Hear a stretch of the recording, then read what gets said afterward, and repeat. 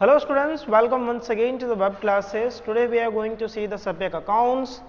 We are going to start a new chapter, unit number 11. The name of chapter is Bank Reconciliation Statement for the 11th Commerce English Medium. This is lecture number 1 for this chapter. So Bank Reconciliation Statement मतलब क्या?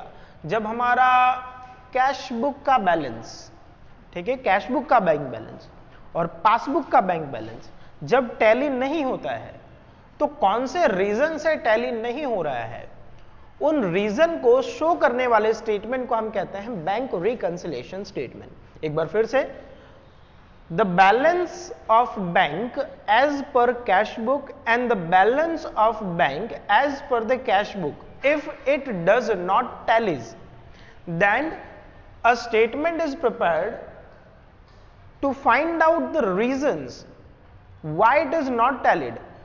That statement is known as bank reconciliation statement. So the passbook, what is the passbook? हाँ, ये भी अगर मुझे बताना पड़े ना तो मतलब कॉमर्स की दुनिया छोड़ करके ना आपको चले जाना चाहिए कहीं। Let's go two marks. So passbook मतलब क्या? सो पासबुक मीन्स जो हमें बैंक एक कॉपी देती है आपके अकाउंट की, that is called passbook.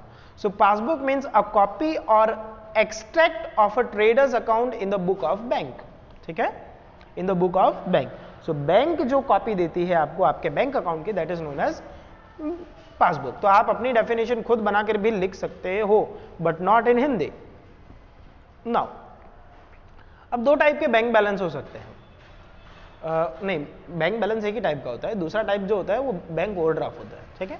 So bank balance and bank overdraft. Bank balance का मतलब है आपके पैसे बैंक में पड़े हुए हैं, बैंक ओवरड्राफ्ट का मतलब है आपका बैलेंस नेगेटिव है, आपका बैलेंस नेगेटिव है, मतलब आपको बैंक को पैसा देना पड़ेगा। Is that clear? So overdraft means when excess amount withdrawn from bank, when excess amount withdrawn from bank as compared to the bank balance, that excess amount is known as bank overdraft. okay, so overdraft मतलब आपके account में जितना पड़ा है अगर उससे ज्यादा उठा लेते हो या उससे ज्यादा का चेक पास हो गया या क्रेडिट कार्ड का बिल आपका ऐड हो गया, ठीक है, तो उसे हम कहेंगे bank overdraft. So hopefully you have got the point what is bank overdraft. Now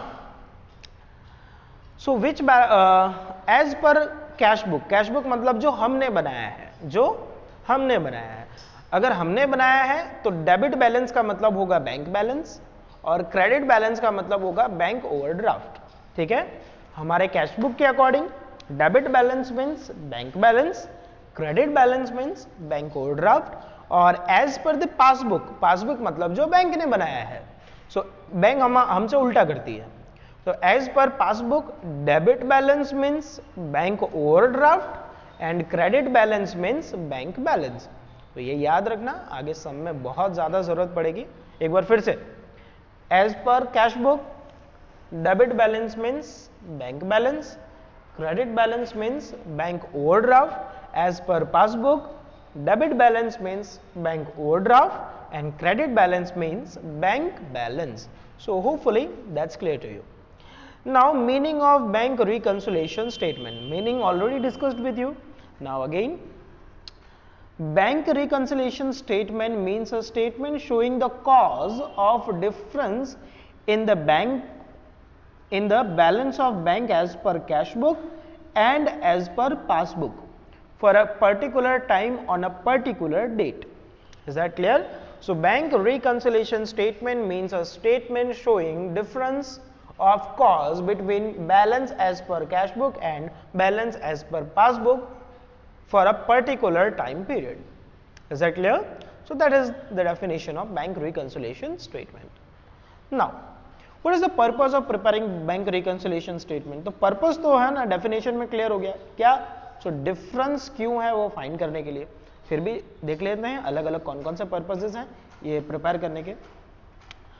With the help of bank reconciliation statement, reason of differences between the bank balance as per cash book and the bank balance as per passbook can be found. Okay, as the cause of difference can be found out between both the balances, errors committed if any can be rectified with the help of necessary accounting entries.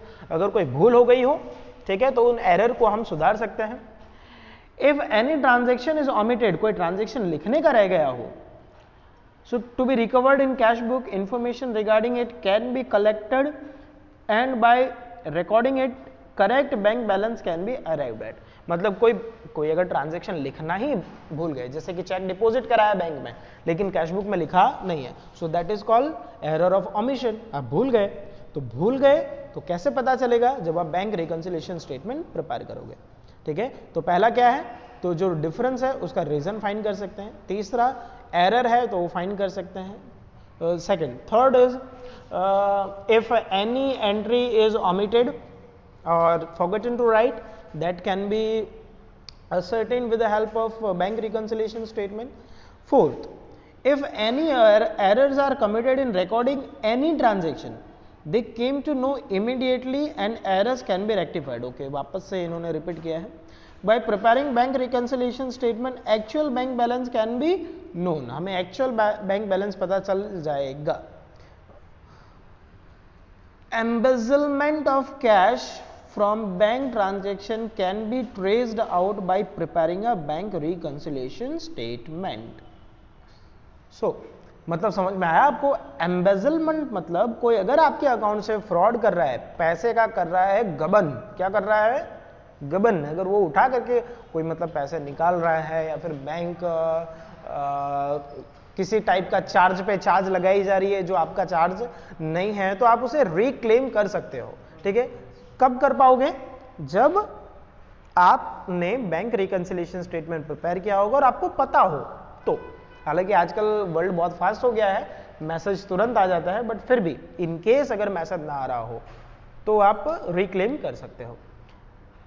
Next is compensating the errors can be traced out by preparing a reconciliation statement। compensating error मतलब जब एक साथ दो error हो जाए, ठीक है, एक साथ कितने एरर्स हो जाए?